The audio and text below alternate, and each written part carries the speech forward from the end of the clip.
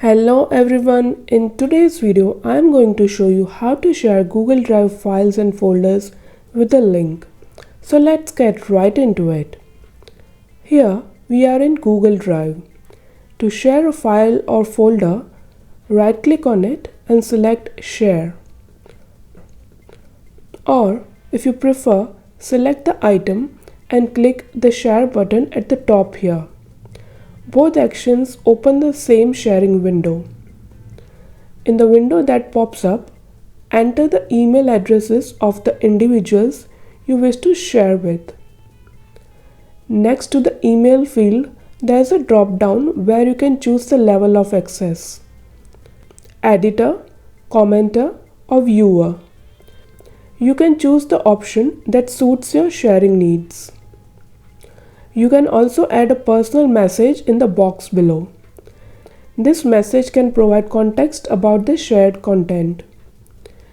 If you want the recipients to be notified immediately, keep the Notify People checkbox ticked. Should you prefer not to alert them, simply uncheck the box. Once your message is in place and your notification preference is set, hit Send to share your file. Now, for sharing via a link, right-click the item and select Copy Link.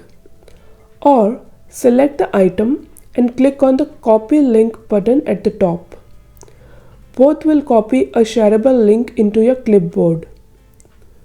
To adjust the level of access, click on Manage Access at the bottom left. In the window that appears, you will see a drop-down menu where you can select the access level: viewer, commenter, or editor. You can select the option that suits your sharing needs for the individuals with this link and click Done. Let's move on to Gmail to send this link. I will compose a new email. Paste the link in here. It looks quite lengthy. To tidy it up, let me write something like, here's our Google Drive link.